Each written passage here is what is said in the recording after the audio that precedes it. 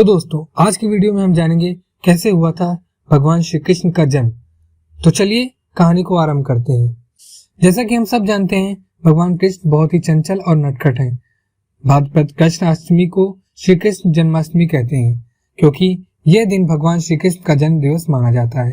इसी तिथि की घंघोर अंधेरी आधी रात को रोहिणी नक्षत्र में मथुरा के कारागार में वासुदेव की पत्नी देवकी के गर्भ से भगवान श्री कृष्ण का जन्म हुआ था। यह तिथि उस शुभ घड़ी की याद दिलाती है और सारे देश में बड़े धूमधाम से मनाई जाती है। द्वापर युग में भोजवंशी राजा उग्रसेन मथुरा में राज्य करता था। उसके पुत्र कंस ने उसे गद्दी से उतार दिया और स्वयं मथुरा का राजा बन बैठा। कंस की एक बहन देवकी थी जिसका विवाह वासुदेव नामक यदुवंशी सरदार से हुआ था।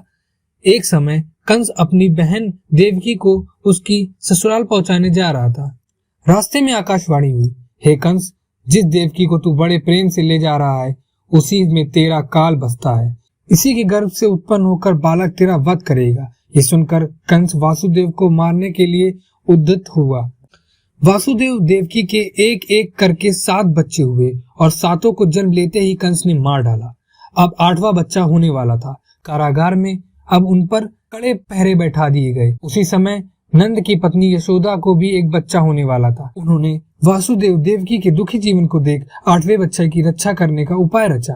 जिस समय वासुदेव देवकी को पुत्र पैदा हुआ उसी समय संयोग से यशोदा के गर्भ से एक कन्या का जन्म हुआ जो और कुछ नहीं सिर्फ माया थी। जिस कोठरी में देवकी वासुदेव कैद थे उसमें अचानक प्रकाश हुआ और उनके सामने शंख चक्र गदा धारण किए चतुर्भुज भगवान प्रकट हुए। वासुदेव और देवकी भगवान के चरणों में गिर पड़े।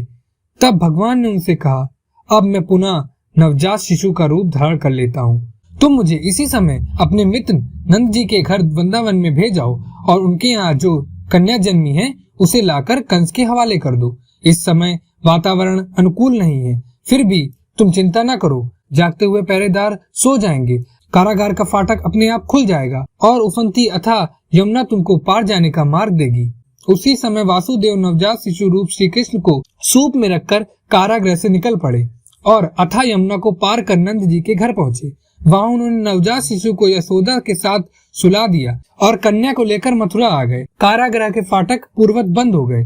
अब कंस को सूचना मिली कि वासुदेव देवकी को कन्या हुई है। उसने बंद गृह में जाकर देवकी के हाथ से नवजात कन्या को छीनकर पृथ्वी पर पटक देना चाहा, परंतु वह कन्या आकाश में उड़ गई क्योंकि वह कन्या नहीं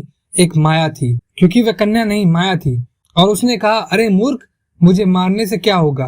तुझे मारने वाला तो वृंदावन में जा पहुंचा है। वह जल्द ही तुझे तेरे पापों का दंड देगा। यह सुनकर कंस कांप उठा। यह है कृष्ण की जन्म कथा। तो दोस्तों अगर आपको ये वीडियो अच्छा लगा हो तो कमेंट करके, लाइक करके सब्सक्राइब जरूर करें। जय श्री कृष्ण।